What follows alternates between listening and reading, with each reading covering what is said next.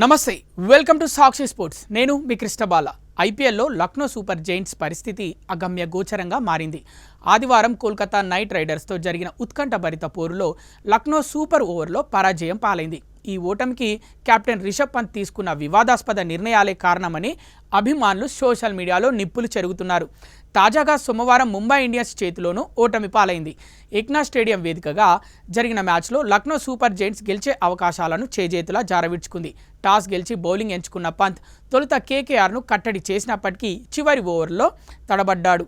KKR కేవలం 155 పరుగులకే పరిమితం కావాల్సిన చోట పంత్ తీసుకున్న ఓ నిర్ణయం మ్యాచ్ స్వరూపాన్నే మార్చేసింది.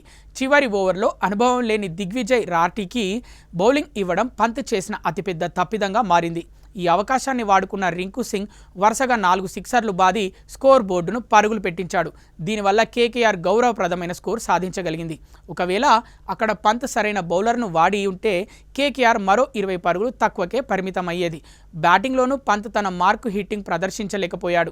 టీ20 మ్యాచ్లో టెస్ట్ను తలపించేలా 38 బంతుల్లో కేవలం 42 పరుగులు మాత్రమే చేశాడు. అంటే పంత్ స్ట్రైక్ రేట్ కేవలం 110.53 మాత్రమే. ఈ మందకోడి బ్యాటింగ్ వల్ల జట్టుపై ఒత్తిడి పెరిగి మ్యాచ్ డ్రా కావడానికి, అటు నుండి సూపర్ ఓవర్కు దారి తీయడానికి కారణమైంది. సూపర్ ఓవర్లో లక్నో మరో తప్పిదం చేసింది. గత కొన్ని మ్యాచ్లుగా ఫామ్ లేక సతమతం అవుతున్న నికోలస్ పూరన్ను ఓపెనర్గా పంపడంపై విమర్శలు వస్తున్నాయి. పంత్ కెప్టెన్సీ లోపాలు స్పష్టంగా కనిపిస్తున్నాయని, క్లిష్ట సమయాల్లో సరైన నిర్ణయాలు తీసుకోలేకపోతున్నాడని విశ్లేషకులు అభిప్రాయపడుతున్నారు.